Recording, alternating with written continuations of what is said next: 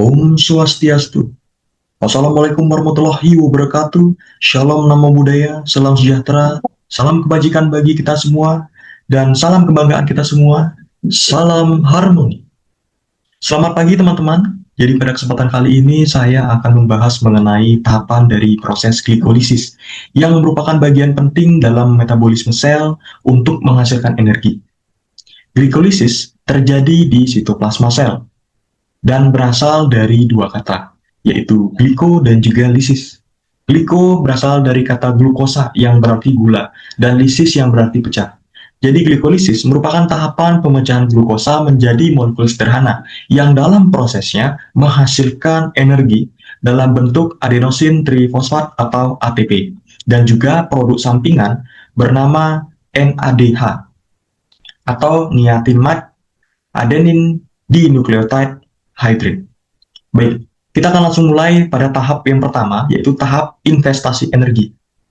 Pertama, glukosa akan masuk ke dalam sel dengan bantuan glucose transporter atau GLUT, yang dimana ia akan bertemu dengan enzim bernama heksokinase dan akan mengalami perubahan dengan mendapat fosfat pada atom karbon nomor 6, sehingga namanya berubah menjadi glukosa 6-fosfat. Di sini terjadi pemecahan ATP menjadi ADP, oleh karena fosfat pada ATP dipecah satu untuk ditempelkan pada glukosa.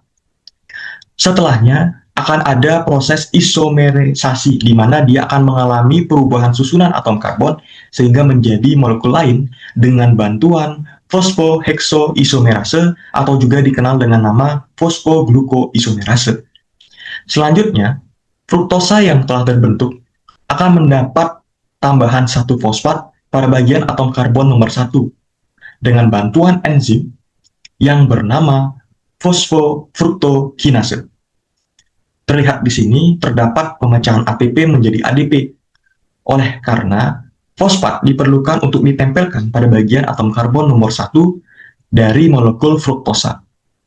Selanjutnya, fruktosa 1,6-bisfosfat akan dipecah menjadi dua molekul berbeda dengan bantuan enzim aldolase, yang dimana molekul pertama adalah dihidroksiaseton fosfat dan gliseraldehid 3-fosfat, di mana mereka masing-masing memiliki 3 atom karbon.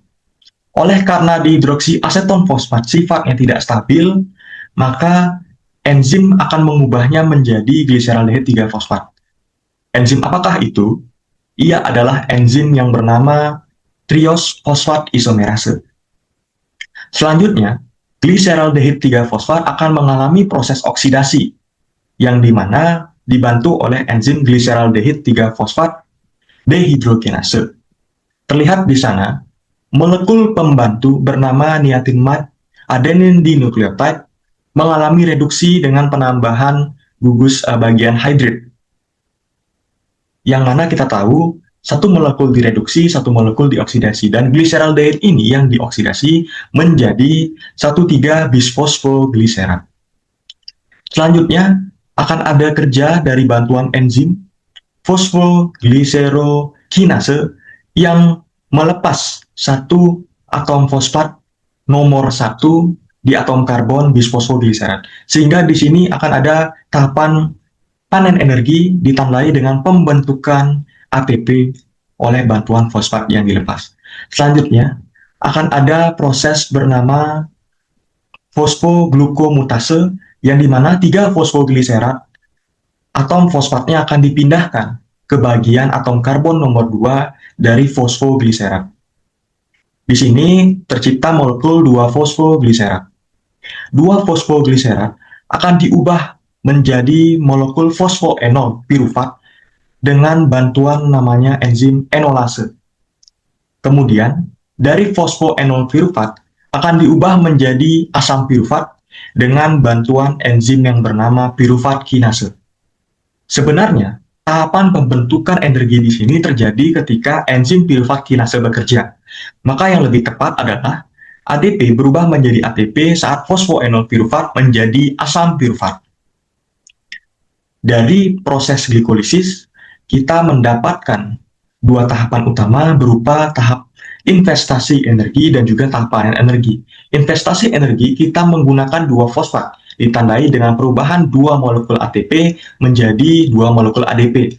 Dan pada tahap yang bernama panen energi, di sini kita mendapat 4 fosfat yang ditandai oleh pembentukan dari dua molekul berbeda yang masing-masing dalam prosesnya menghasilkan dua molekul ATP. Sehingga 2 dikali dengan 2 akan menghasilkan 4. Jadi secara total, karena tadi kita menggunakan dua molekul fosfat di awal, maka di akhir kita hanya akan mendapat energi dalam bentuk adenosin trifosfat berjumlah 2. Dan dalam prosesnya, karena terdapat satu kali oksidasi dan ada dua molekul berbeda yang mengalami oksidasi, maka kita akan mendapatkan 2 NADH.